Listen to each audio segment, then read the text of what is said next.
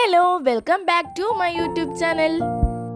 അപ്പോൾ ഇന്ന് ഞാനൊരു കിടുക്കാച്ചി ക്രാഫ്റ്റ് ഐറ്റം ആയിട്ടാണ് വന്നിട്ടുള്ളത്. തികച്ചും വേസ്റ്റ് ഐറ്റം മാത്രമാണ് ഇന്നത്തെ ക്രാഫ്റ്റിനായിട്ട് എടുത്തിട്ടുള്ളത്. ഞാൻ എടുത്തിട്ടുള്ള ഐറ്റം എന്ന് പറയുന്നത് നമ്മുടെ ഇത്തിളിന്റെ കമ്പുണ്ടല്ലോ, അതാണ്. ഇത്തിൾ എന്ന് പറയുന്നത് തികച്ചും വേസ്റ്റ് മെറ്റീരിയൽ ആണ്.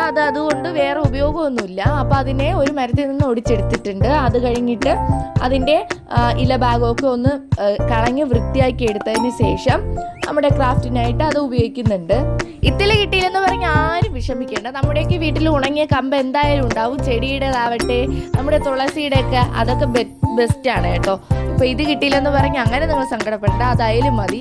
അപ്പോൾ അതെടുത്തിട്ട് പിസ്തയുടെ തോടുണ്ടല്ലോ, അതും എടുത്തിട്ടുണ്ട്. അത് തികച്ച് വേസ്റ്റ് മെറ്റീരിയൽ മാത്രമാണ്.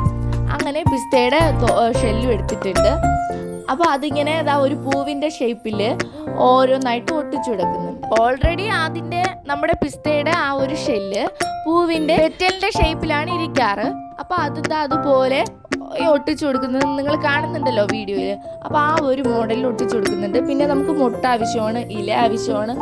അങ്ങനെ 2 പിസ്താത്തോട് ഒന്നിച്ച് ചേർത്ത് ഗ്ലൂ ഗൺ ഉപയോഗിച്ചിട്ട് അത് ഒട്ടിക്കുന്നുണ്ട്. ഒരു അരമണിക്കൂറും വേണ്ട, 15 മിനിറ്റ് മാത്രമേ ആവശ്യമായിട്ടുള്ളൂ ഈ ഒരു ക്രാഫ്റ്റ് ചെയ്യാൻ വേണ്ടിയിട്ട്. എനിക്ക് ചെയ്യാൻ പറ്റിയ നിങ്ങൾക്ക് ചെയ്യാൻ പറ്റും. നമ്മൾ വെറുതെ കളയുന്ന വേസ്റ്റ് മെറ്റീരിയൽസ് ആണ് ഇത്രയും സൂപ്പറായിട്ട് നമ്മുടെ വീട്ടിലിരിക്കുന്നത്.